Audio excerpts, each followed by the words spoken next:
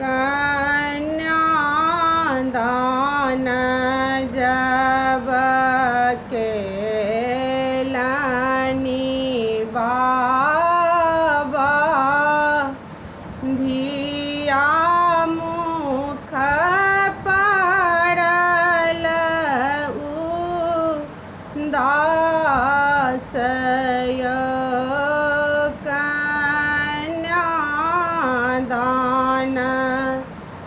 जब केलनि बाबा धिया मुख पड़ल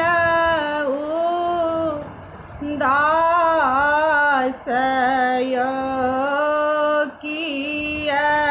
तोरा आहे बेटी आना धाना थोड़ देलहुँ किया देलहुँ श्याम लबड़ हे किया तोरा आहे बेटी दहेज थोड़ देलहुँ किया तोहर मुँह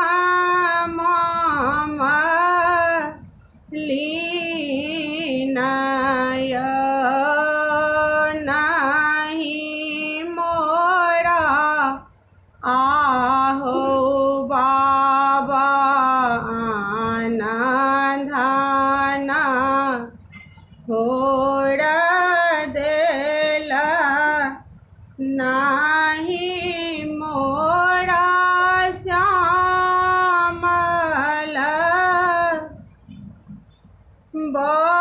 बरय नहीं मोरा आहो बाबा दहेज थोड़ देल नाही मोरा मुँह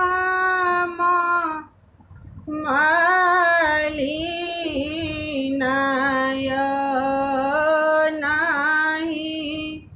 मोरा आहो बाबा दहेज थोड़ देल नाही मोरा मुँह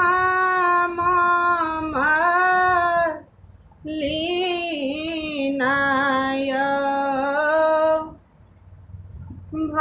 भाई बहिना बाबा एके कोखी जनमल दूध पियाल 10 मासय भाई बहिना बाबा एके कोखी जनमल दूध पियाए 10 मासय भाई के लिखल हो बाबा तोहरो झोपड़िया हमारा लिखल देश दूरय भाई के लिखल हो बाबा तोहरो झोपड़िया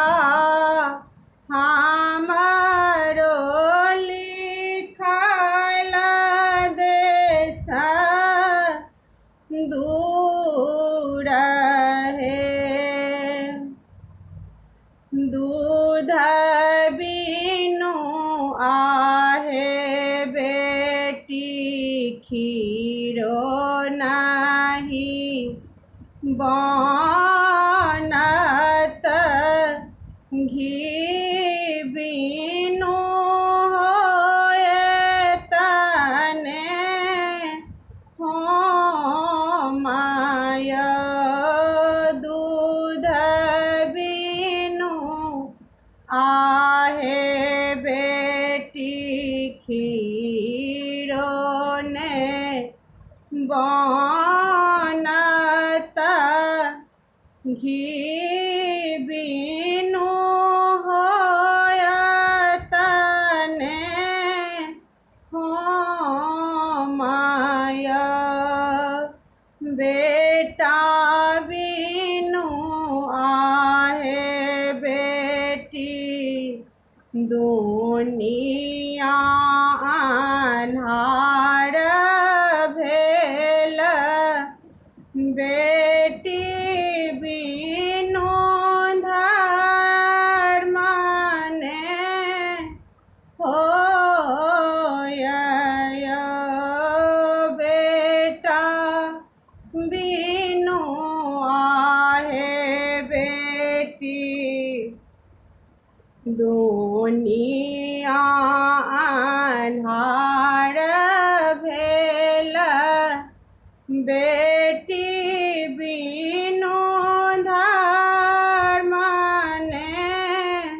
होय